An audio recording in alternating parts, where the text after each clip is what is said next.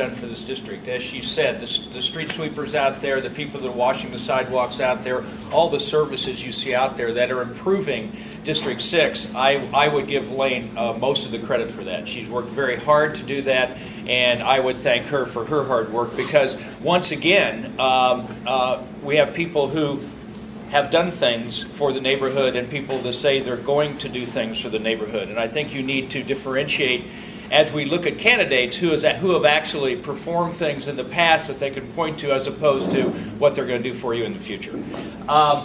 My background is I've been creating jobs, I've run businesses, I've started businesses for 25 years. I have a patent actually in recycling.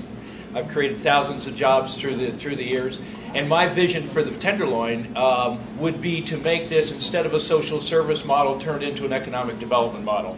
Actually bring businesses here that bring street traffic, bring the economy up so that people can walk on the street because there's more traffic, so that people can buy locally, so that people don't have to go outside the district to shop for groceries. I think we need to focus on that. I think we need to give incentives to business to come here. I think we need more and more activity from a business sector to be able to provide the money and to generate the money to be able to support the social service.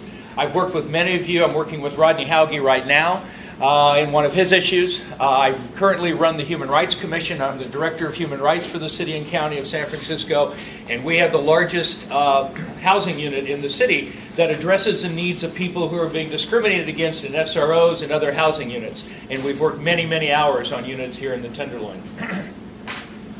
Formerly, I was president of the Police Commission for 2 years and a member of the Police Commission for 5 years. And during my tenure, the beat patrols in this neighborhood increased substantially. And I think we're not there yet, but we've come a long ways in the last few years addressing the drug dealing on the street, addressing the crime on the street. And this neighborhood can never be, as Jim calls it, a livable neighborhood until we get the crime off the streets, until we stop the drug dealing on the corners, and we need to focus on that. You need a candidate who's working with the police as opposed to a candidate who has always demonstrated against the police.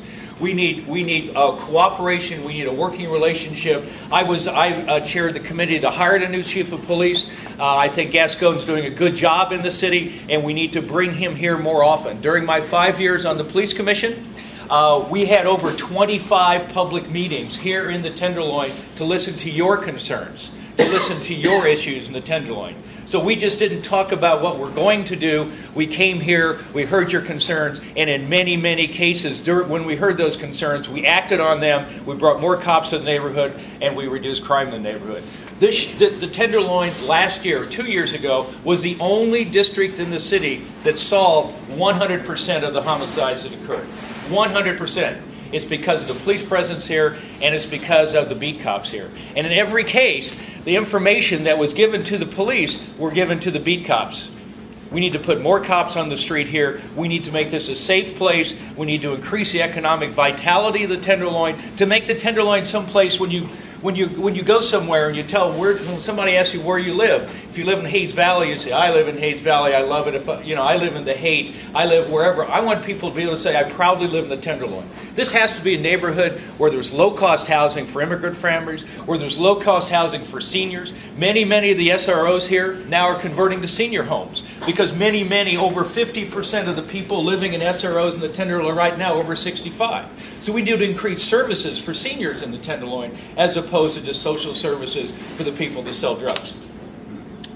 My whole platform on all of these issues is based on experience, is based on what I have done, not what I'm telling you I will do. That's kind of where I stand on these issues. I would be happy to answer any questions and anything else I can address for you.